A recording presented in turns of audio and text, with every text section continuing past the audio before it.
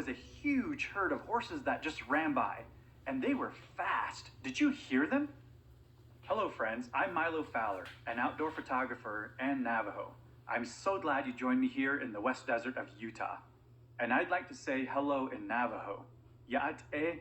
Try to say that with me. Ya'ate. Well, hello there. You said that very well. Thank you. And thank you for letting me come along with you today. Horses are my favorite animal. Someday, I hope to be able to have one of my own. Well, I'm so glad you're here. And that goes for anyone listening too. Thank you for being here with us as we learn more about these incredible animals. Track 1. Horse History.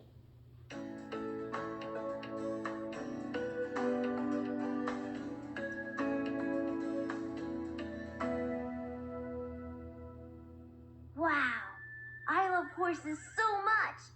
I can't even decide where to begin. Well, I bet you probably have at least a couple of questions about horses. Actually, I do.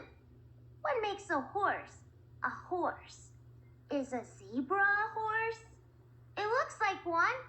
That's actually an outstanding question. Zebras aren't really horses, but they're in the same family as horses. Like sisters and brothers? Let's say more like extended family, distant cousins. Horses belong to the equine family, which also includes zebras, donkeys, and mules. What's equine mean? Equine refers to a horse, or describes things having to do with horses. It comes from the ancient Greek word equus, which means quickness.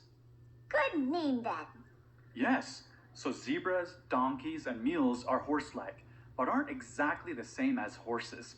For example, a zebra's tail hairs don't start until halfway down the animal's tail, whereas a horse's hair starts at the top of its tail. Zebras are usually smaller than horses, and they're not easy to tame. For example, zebras don't want to be ridden at all. I wouldn't recommend it unless you're looking to be thrown off pretty quickly. Whoa, good to know. No riding zebras. Horses are also an example of what are called herd animals. Horses don't like to be alone for a long time.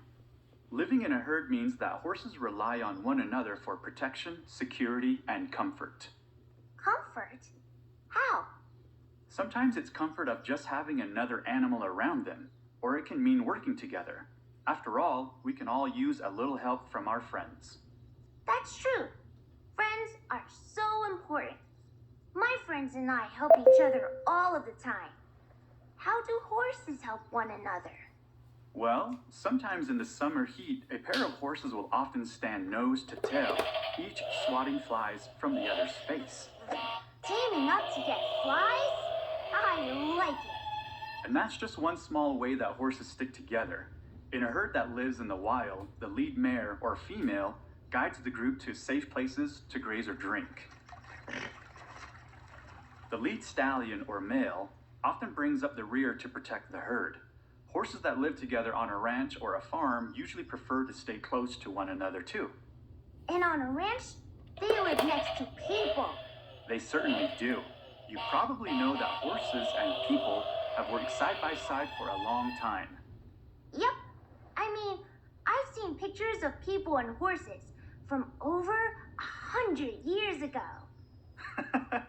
Yes, 100 years seems like a long time, but humans have had a working relationship with horses for even longer, if you can believe it. You mean for more than 100 years? Much more. Horses and humans have been working together for at least 5,000 years, and probably even longer. Wow. I didn't even think horses were around back then. They were. In fact, scientists officially say that the first horse evolved from an animal that lived over 50 million years ago. It didn't look much like the horses we see today, though. It was really only about the size of a small dog, standing only about a foot high at the shoulder. Aw, that sounds kind of cute. But it doesn't sound so great for riding. These first horses were definitely not rideable. So, when did